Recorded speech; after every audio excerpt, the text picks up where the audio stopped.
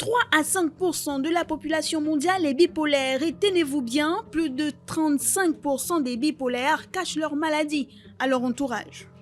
Énergie débordante, hypersociabilité ainsi qu'une grande estime de lui-même, voici quelques-uns des symptômes précurseurs de la maladie.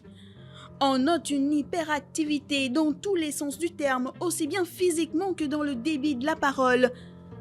Le bipolaire, en période maniaque, est euphorique, est tellement joyeux bien qu'il aime cela et souvent ne veut pas en sortir.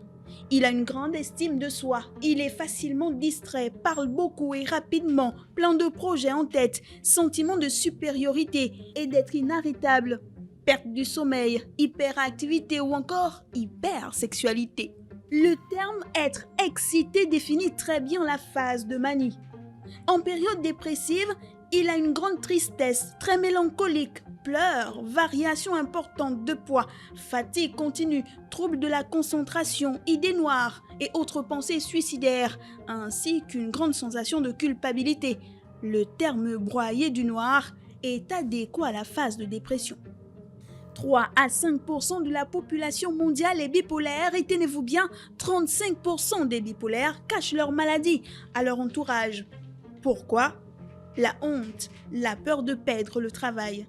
Il est vrai que cette maladie peut faire peur aux non-malades du fait de l'instabilité du patient à tous les niveaux. Beaucoup de bipolaires perdent leur emploi à cause de leur maladie et c'est pareil pour le nombre de divorces. La maladie est souvent en cause, on appelle cela de la discrimination indirecte ou cachée. Il est rare d'entendre dire que la maladie est la cause écrite d'un divorce ou d'un licenciement. Pourtant, les personnes malades bipolaires n'y sont pour rien à la base. Ils n'ont jamais demandé à avoir des troubles de l'humeur ou du comportement. 3 à 5% de la population mondiale est bipolaire. Et tenez-vous bien, 35% des bipolaires cachent leur maladie à leur entourage.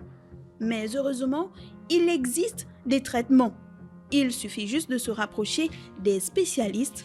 Encore faut-il savoir distinguer les signes.